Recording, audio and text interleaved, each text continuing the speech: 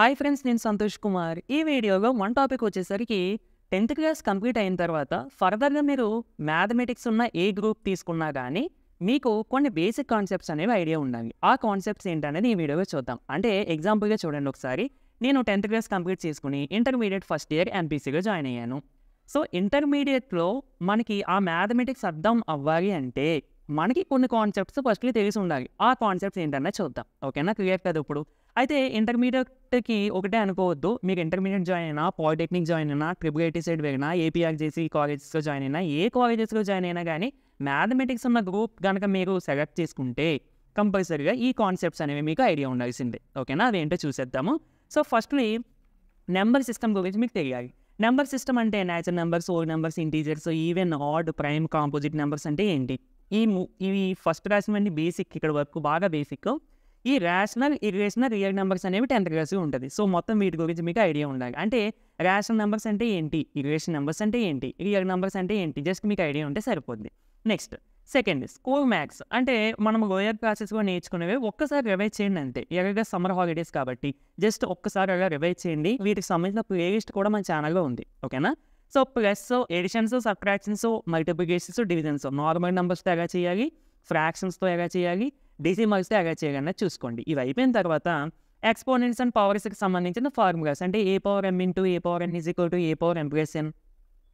So, దానికి సంబంధించిన formulas అన్నమాట. Next algebraic identities. ఇవి చాలా చాలా ఇంపార్టెంట్ అండి. అంటే A plus B whole square, A minus B whole square, A plus B whole cube, A minus B whole cube, A plus B plus C whole square, వీటికి సంబంధించిన formulas గుర్తుపెట్టుకుంటే సరిపోద్ది. ఓకేనా? ఎక్కువేం అవసరం లేదు. Next sets chapter. సెట్స్‌లో మనకి first బేసిక్‌గా set definition, well defined collection అంటే ఏంటన్నది తెలుసుకోవాలి. ఓకేనా? Next types of sets. ఇది చాలా చాలా ఇంపార్టెంట్ అండి. అంటే empty set, universal set, disjoint set, joint sets, next infinite set, finite set, వీటి గురించి ఒకసారి తెలుసుకుంటే సరిపోద్ది. నెక్స్ట్ సెట్స్ యొక్క ఆపరేషన్స్ అంటే union, intersection, difference of the sets and వీటి యొక్క వెన్ డయాగ్రామ్ రిప్రజెంటేషన్ కూడా మీకు ఐడియా ఉండాలి. Roster form to set builder form ఇది చాలా చాలా ఇంపార్టెంట్ అండి. కంపల్సరీగా మీకు తెలిసి ఉండాలి. దాంతోపాటు కార్డినల్ నెంబర్ అంటే ఈజీ కాన్సెప్టే. అంటే సెట్లో ఎన్ని ఎలిమెంట్స్ ఉన్నాయో మనకి అదే దాని యొక్క కార్డినల్ నెంబర్ అవుతుంది. ఓకేనా? నెక్స్ట్ లీనియర్ ఈక్వేషన్స్ సంబంధించి మీకు 2 ఈక్వేషన్స్ ఇచ్చినప్పుడు అంటే 2x + y = 5 and another equation వచ్చేసరికి 3x - y = 7 అని చెప్పి 2 ఈక్వేషన్స్ ఇచ్చినప్పుడు వాటిని సాల్వ్ చేసి x వాల్యూ ఎంత అవుతుంది, y వాల్యూ ఎంత అవుతుంది అనేది మీకు ఫైండ్ అవుట్ చేయడం కంపల్సరీగా వచ్చి ఉండాలి. 10th క్లాస్‌లో ఉంటది కదండీ అవి. ఇవన్నీ కూడా 10th బేస్ మీద ఉంటాయి. ఇది ఒక్కటే బాగా బేసిక్. మిగతా అన్నీ కూడా 10th బేస్ మీద నేను తీసుకున్నాను. నెక్స్ట్ ఇక general form of the linear equations అంటే లీనియర్ ఈక్వేషన్స్ అంటే ఏంటి, అసలు ఏ ఫామ్‌లో ఉంటాయి అన్నది కూడా చూసుకోవాలి. ఇవి మీకు ఇంటర్మీడియేట్‌లో మరి స్ట్రైట్ లైన్స్ అక్కడ కూడా యూజ్ అవుతూ ఉంటాయి అందుకని. ఓకేనా? నెక్స్ట్ గ్రాఫికల్ రిప్రజెంటేషన్ అంటే లీనియర్ ఈక్వేషన్‌కి మనం ఒక గ్రాఫ్ డ్రా చేస్తే షేప్ ఎలా వస్తది. లీనియర్ ఈక్వేషన్ అయితే స్ట్రైట్ లైన్ వస్తదండి. మనము పాలినామిల్స్ డ్రా చేస్తాం కదా, అప్పుడు మనకి పారాబోలా షేప్ వస్తది. జస్ట్ షేప్స్ తెలుసుకుంటే సరిపోద్ది. నెక్స్ట్ వచ్చేసరికి సాల్వింగ్ ప్రాసెస్. ఇది బాగా ఇంపార్టెంట్. అదే నేను ఫస్ట్‌లో చెప్పాను కదా అది. నెక్స్ట్ వచ్చేసరికి పాలినామిల్స్. ఇది కూడా చాలా చాలా ఇంపార్టెంట్ అండి. మెయిన్‌గా ఇందులో లీనియర్ పాలినామిల్ యొక్క ఫార్మ్ ఎలా ఉంటుంది, క్వాడ్రాటిక్ పాలినామిల్ యొక్క ఫార్మ్ ఎలా ఉంటుంది, క్యూబిక్ పాలినామిల్ యొక్క ఫార్మ్ ఎలా ఉంటుంది, అంటే ax² + bx + c అని చెప్పుకుంటూ ఉంటాం కదా. సో, ఆ ఫార్మ్స్ ఒకసారి రివైజ్ చేసుకోండి. దాంతో పాటుగా ఈ సెకండ్ కాన్సెప్ట్ చాలా ఇంపార్టెంట్ అండి. Finding zeros for the quadratic polynomial by factorisation method. Most important ఇది. అంటే మీకు ఒక క్వాడ్రాటిక్ పాలినామిల్ ఇచ్చినప్పుడు ఫ్యాక్టర్స్‌గా స్ప్లిట్ చేయడం రావాలి.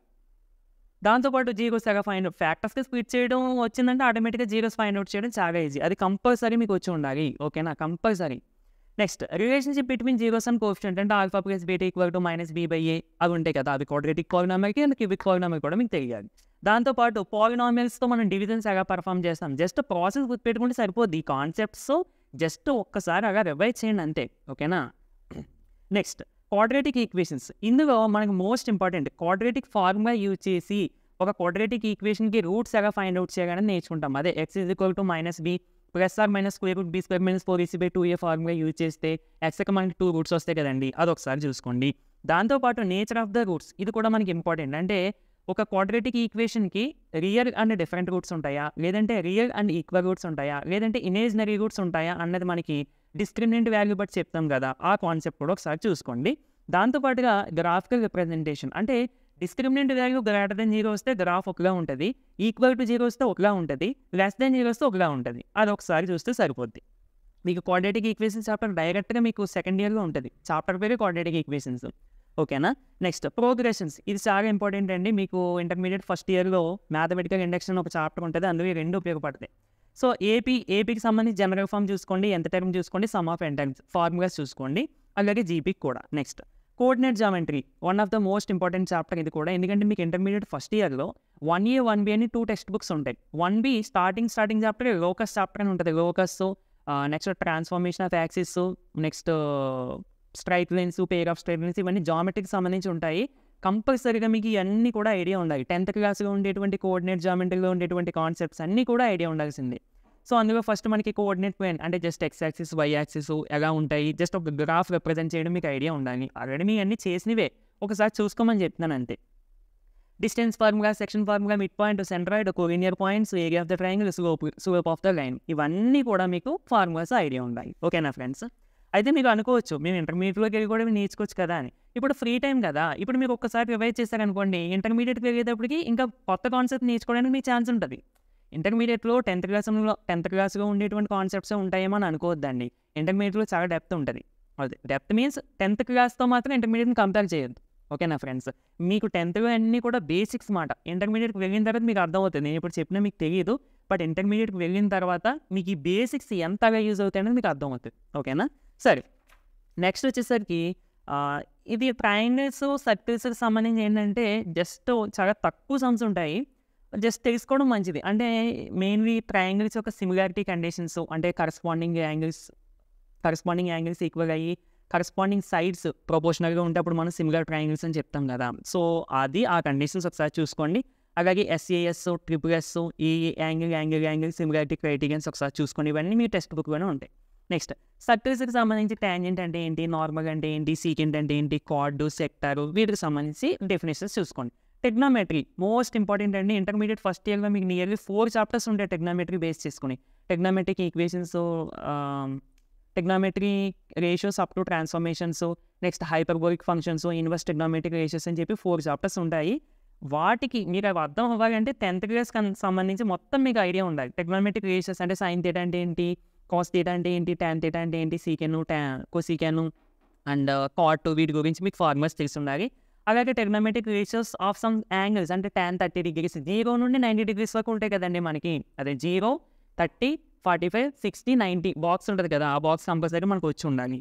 Next trigonometric ratios of complementary angles అంటే sine theta is equal to cos of 90 minus theta. ఈ ఫార్ములా 6 ఫార్ములాస్ ఉంటాయి కదా, ఒకసారి చూసుకోండి. అలాగే టెగ్నామెట్రిక్ ఐడెంటిటీస్ అంటే sine square theta plus cos square theta equal to 1, secant square theta minus tan square theta equal to 1, వీటికి సంబంధించినవి.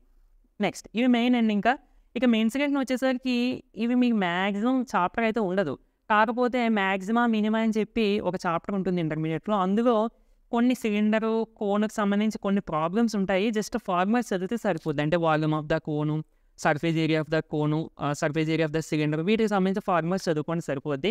Next statistics కూడా మీకు జస్ట్ మీన్ ఫార్ములా తెలిస్తే చాలు.